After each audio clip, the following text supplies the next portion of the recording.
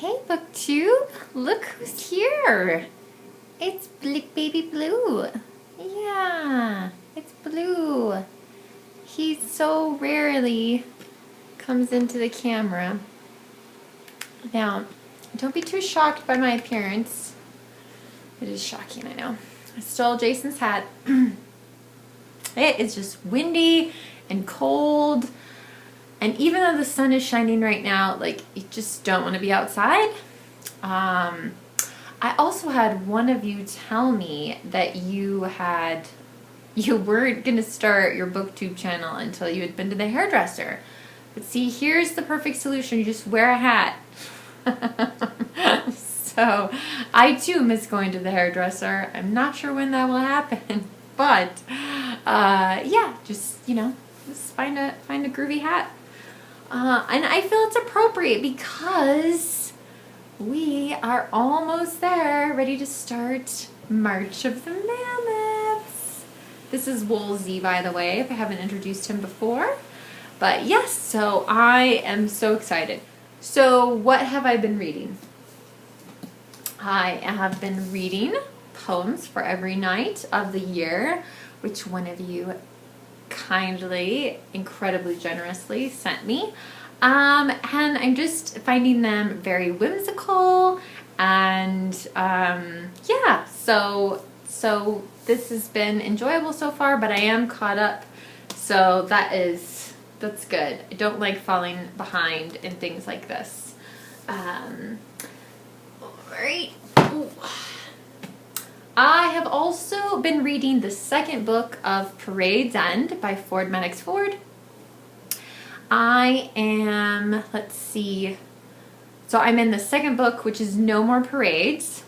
I'm going to finish reading the section I'm in, and then I'm hoping to do that this weekend.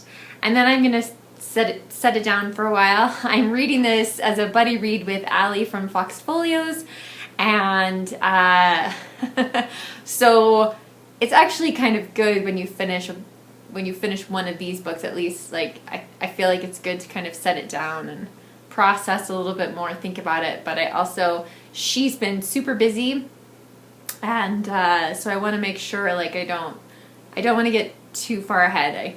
I want it to still be a buddy read.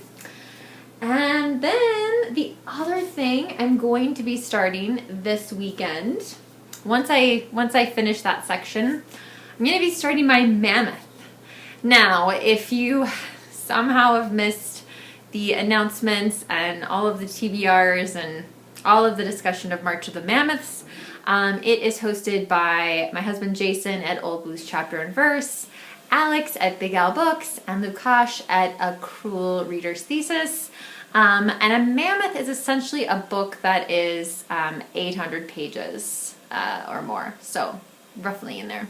And this one definitely meets that category. This is Our Mutual Friend by Charles Dickens. I really, really love the penguin cover there.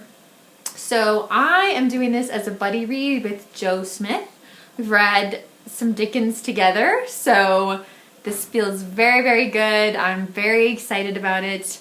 There's 4 parts to the book, but we decided we needed to check in more often than, just once a week or whatever. So I'm hoping that I can read maybe 3 or 4 chapters just to see, like, how far that is, how much there is to talk about after that much time. So we're still working on the logistics, but yes, so here's my Mammoth and my Mammoth. But anyway, I'm really, really excited to start this. I love Dickens. I really don't understand those of you who don't. No one's been able to explain to me why they don't like it. And I admit, like, I actually didn't like Dickens for a long time. I read Great Expectations in college, and I had just a dreadful teacher. It really turned me off to a lot of authors, unfortunately.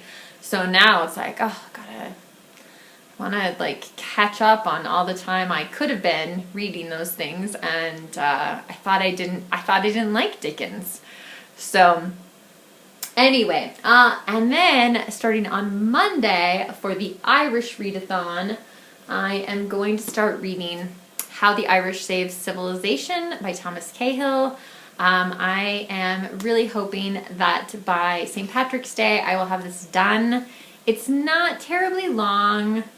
I think it looks like it's a little over 200 pages. And there's just lots of white space. So I feel like I can do this. I'm gonna try it. But I would love to have this done by St. Patrick's Day. That would be fantastic, because that could mean that I could get to either a mystery novel for March Mystery Madness, or maybe some middle grade books for middle grade March. I just recently, within the last week, found out about a Welsh reading month in March, and I'm telling you guys, like, we have to stop putting everything in March.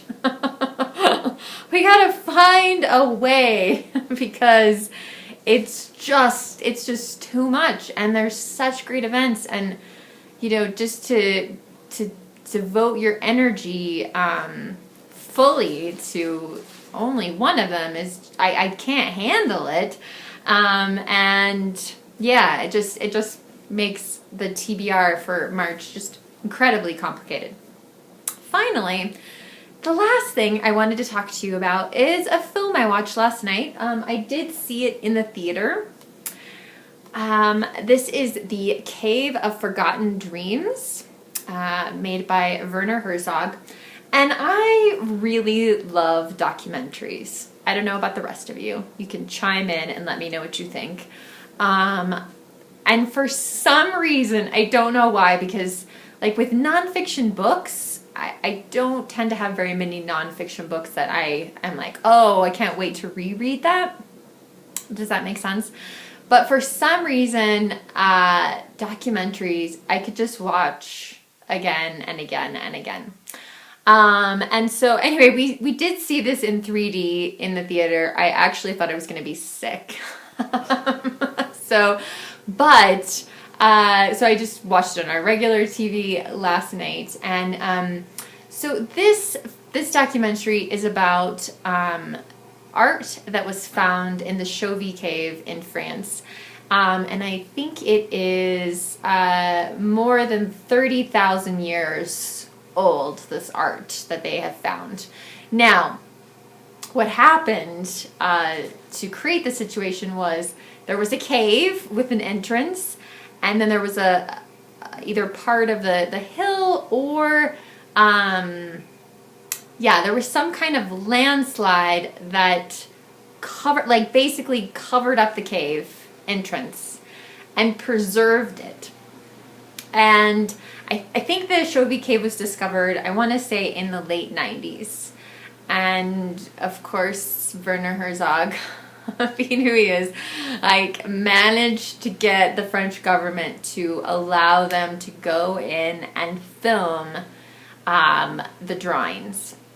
And, I mean, it's not my favorite Herzog documentary, but there is, and really the only reason why I'm bringing this up is because there are drawings of mammoths inside the cave.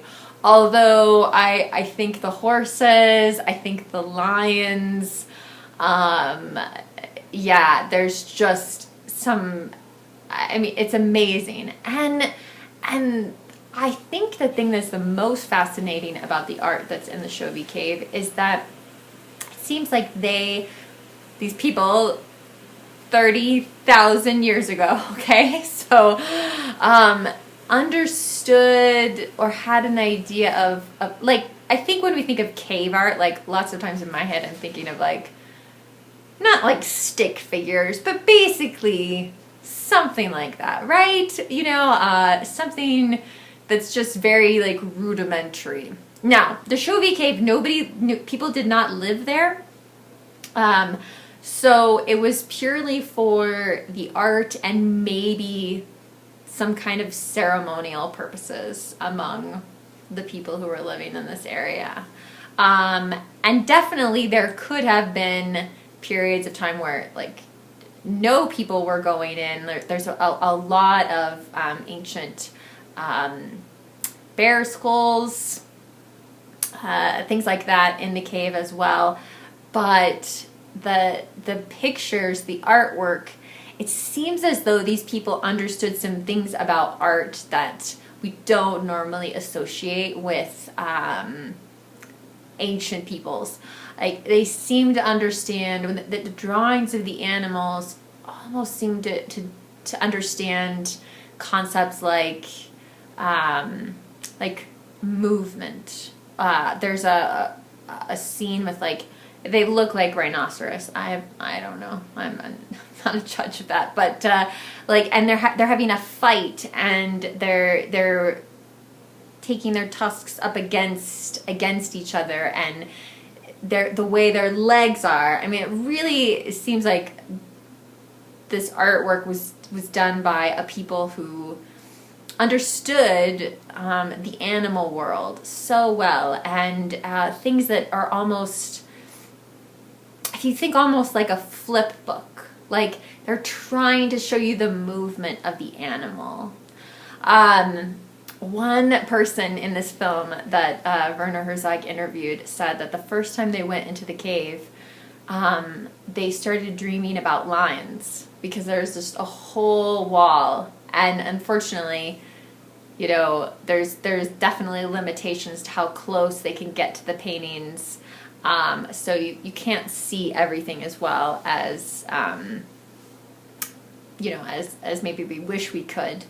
But there's just a whole wall of these lions, and a lion, like a male lion behind a female lion, and it's incredible. But anyway, he said he kept dreaming about lions, and Werner Herzog says like, oh, so you were afraid, cat butt, were you afraid? And he's just like, no, I wasn't afraid. And he dreamt about real lions as well as the drawings in Shovey Cave. And another one of my favorite parts, and you can't see it in the film, unfortunately, but apparently there is a footprint of a boy next to a footprint of a wolf that has been like preserved in this cave. Was the wolf stalking the boy? Or the other possibility too, I mean, aside from like if it's like the ancient version of Steve Donahue, right? Okay, so if it was Steve Donahue as an 8-year-old in ancient times, I know he's only 28, so it's impossible, right? But yeah, he would be there with the wolf, right? But the other kind of theory they throw out there is those footprints could have been made like 5,000 years apart, and they just happen to be next to each other in this cave. So it's a really intriguing movie. Like I said, it's not my favorite Herzog documentary, but I did enjoy it more the second time around. And just, I'm so happy that he was given permission to film these paintings so that the rest of us can experience them. So anyway, BookTube, what are your plans for this weekend? What are you going to be reading? Are you excited about a particular event in March? Diving in a little early maybe. Yeah, so tell me how things are going. BookTube, remember to be kind to yourself, be kind to others, and if you aren't starting a BookTube channel because of your hair, just get a hat. All right, BookTube, I'll talk to you soon. Bye.